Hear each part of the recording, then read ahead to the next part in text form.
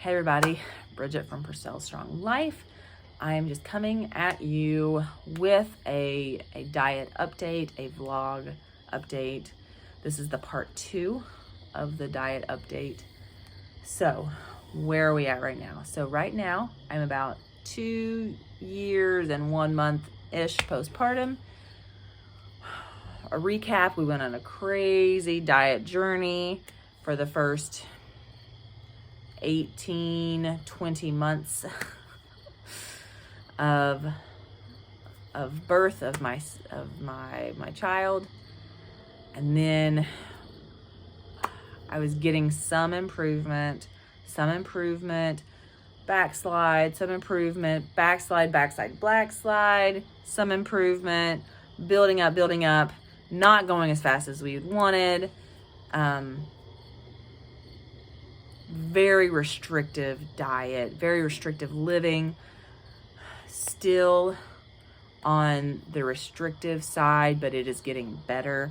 So picking up my friend from a group, Ted Mama's group, she said, I reached out to her because I was at my wit's end. I'd been at my wit's end so many different times, but at this point, we had just needed a change. We needed something different than what we were doing. And so I reached out to her. She had mentioned something to me like, hey, you should really check out this practitioner. I'm like, okay. A few months went by and I was on my Lenten Facebook detox. And I think this is a God thing. I know this was a God thing. I had gotten off of Facebook and I was relying on God to help me with this diet, with figuring out how to heal my son, how to get him to eat foods to help nourish him. He is on the small side. He started out above average when he was born. And then he just slowly started dropping off in the percentiles. And it was concerning. But he had so many symptoms with a lot of the foods that we had to keep taking foods out, because you can't keep inflaming a body and expect it to be healthy. Even if he wasn't gaining weight as on his growth curve, when he was born, you can't keep inflaming a body. Too much inflammation, too much eczema, too much mucus in the poop, too much refusing, nursing, reflux, all these different things. And I didn't want to do reflux meds. I was just so against it. I didn't want to medicate him. Just something in my heart said, Bridget, no, there has to be something. I had heard bad things about reflux meds. Anyway, so I just didn't want to do it. So went on this diet journey, still on it. I reached out to this girl through Facebook Messenger because I was off Facebook for Lent. And it took me a while. It took me a while to find her because I had forgotten. It had been a long time since I had talked to her. I was like, what is her name? And I reached out to her. I said, hey, what was that practitioner that you had mentioned that you had got a lot of help with? She said, oh yeah, this, but I don't suggest it anymore because I found something else. And I'm like, okay, what is this? She's like, my baby's been on this for 5 months and he has seen tremendous growth and resilience and lessening of symptoms and just overall better health. I was like, yes, sign me up. She introduced me to the GAPS diet. It is a diet that is nourishing, that is healing for all sorts of ailments. I know it sounds too good to be true. It's very, very hard to stick to, depending on what stage you're in. It's very, very hard to start. It's a mental thing of how to do the diet, because there's like basically no easy way out. You got to cook all your food. Everything is cooked at the beginning. if you're doing the intro GAPS diet, if you're doing the full GAPS, which is after you go through intro, if you want to, you could do 2 pathways, okay? You can do the full GAPS diet, which has a lot broader foods that you can consume, or you can do the intro diet, and there's 6 stages.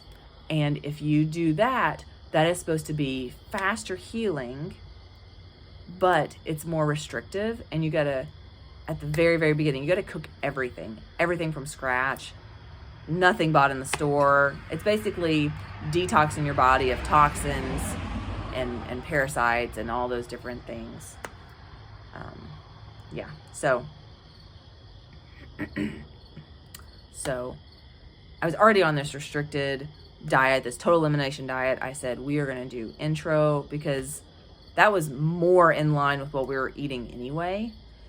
But I had to start boiling everything for stage 1. So for stage 1, everything is boiled, okay?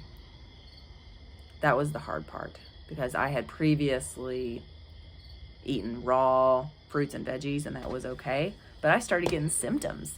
I started getting symptoms on the total elimination diet before I switched to the GAPS diet. And I realized if I would eat starchy things that my symptoms would flare. And I'm like, no, this is not good. I was fine. It was just my baby. Nope, me too. So through restricting my diet, trying to heal my son, I kind of put my gut in a little bit more dysbiosis, a little bit less healthy, but I was doing it for my son. Anyway, so got on this GAPS diet, did the intro, and I'm still on the intro.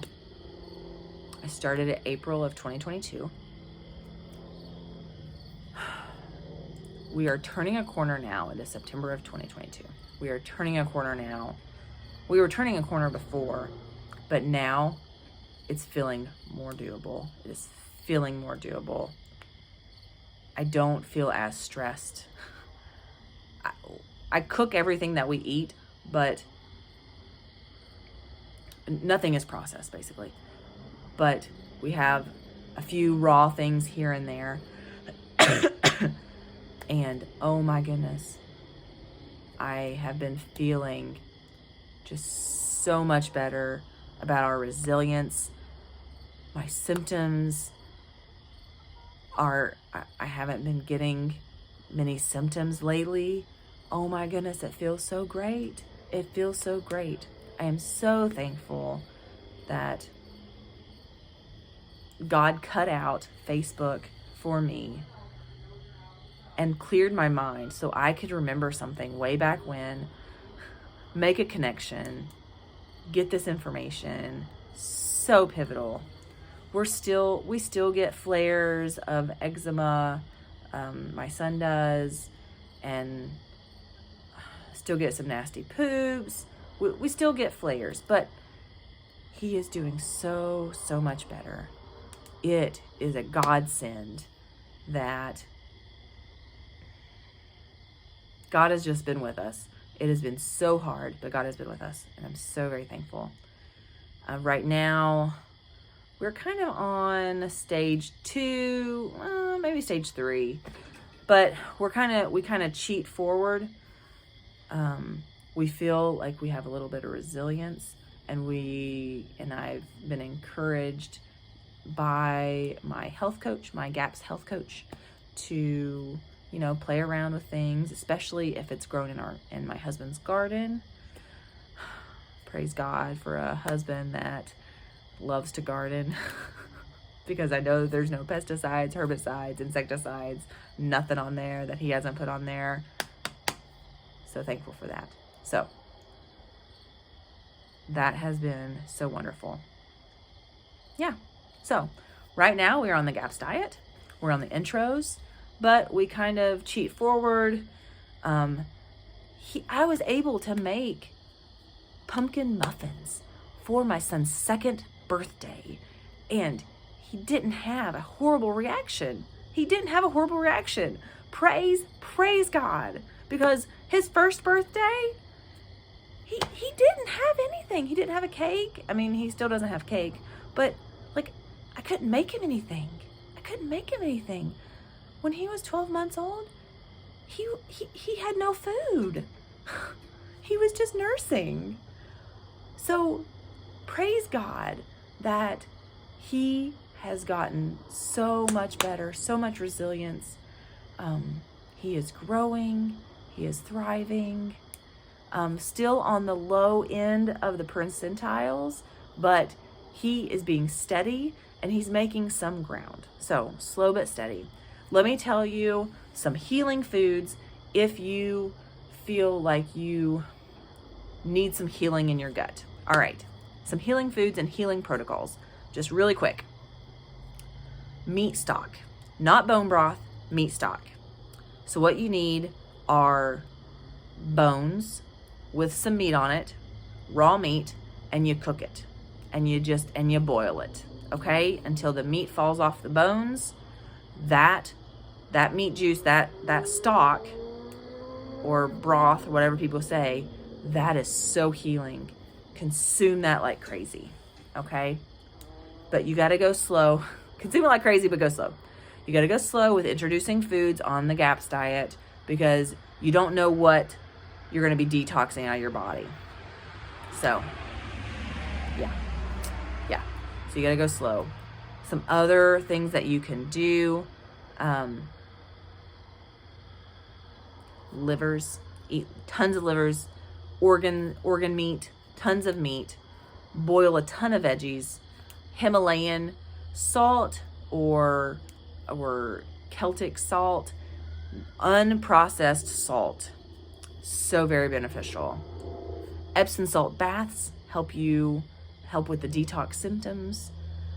Baking soda baths, apple cider vinegar is very healing, also helping with detoxing.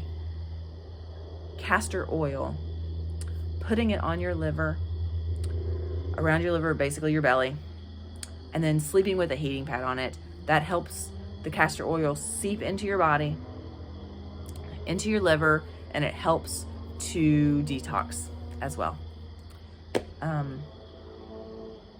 Filter your water. Get as much of the chlorine out, the fluoride out. Yeah, just trying to get that out. Try to get your body back to a state that we were at 100 years ago. Try to cut out processed foods as much as possible. I mean, on the GAPS diet, you don't have any processed foods. Egg yolks from a trusted farmer are very, very healing. So easily to digest for your system. So healing. Very helpful. They have zinc in them, and that just helps your immune system as well. Lots of sleep is very helpful. Getting out in the sun, getting some good vitamin D is so beneficial. So many more things, but that's what I know. I know that's the only thing I think of right now. Yeah. Kefir. Kefir is very beneficial as well. If you can get some kefir grains and make it yourself, that's even better. If you need to start with store-bought, start with store-bought. That's what I did. And then work your way up. I shared some kefir grains with a friend, and she had a bad reaction. And so what I want to suggest to people is if you're going to make kefir, start very slow. Maybe do store-bought first and then work your way up. Silly me, wasn't thinking, but you live and you learn. Thank the Lord, she's good. She's okay. Anything else? There's so much more, but I just wanted to update you. Going so much better with this. Oh, and we stopped nursing partway through the GAPS diet so that I wasn't detoxing through my milk and then detoxing into my baby. So cut that out. So we're both doing our own detox pathways. Which is very nice to know, like, I'm not affecting him. He's not affecting, well, he didn't really affect me, but something you got to watch out for is you got to watch out for your little one to sneak food. But he does sneak food, but his symptoms aren't crazy.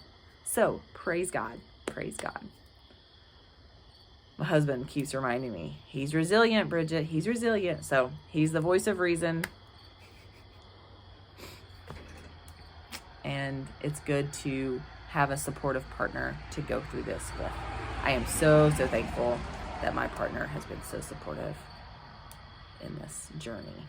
So anyway, that was kind of random thoughts on my journey, but yeah, part 1, total elimination diet, Dr. Sears diet, part 2, GAPS diet, and how it's going. We've been on this since April. So April, May, June, July, August, September. So 5 months.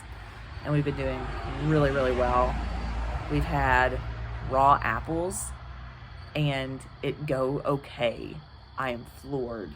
I am just floored. So yeah. So if you have any questions about the GAPS diet, I might be a good resource. I have an awesome health coach, a GAPS practitioner who has been so awesome, amazing, so awesome and amazing. So I can hook you up with her. And I'm learning things every day. I don't know all this stuff.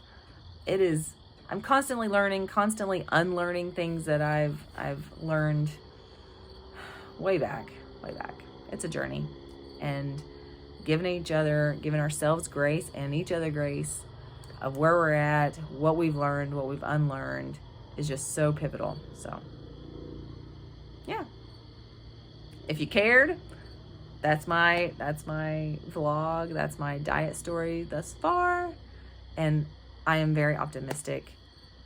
I go through stages of optimism and not pessimistic. But right now I'm optimistic. And it's been going, there's been ups and downs, but I see the light and my symptoms have cleared. Oh my goodness. I am so, so thankful. And my boy's symptoms are so much better. He's not like crazy inflamed. And I'm learning tricks on when he does. Yeah. So, there we are, in case you were wondering. And I will see you next time. Bye.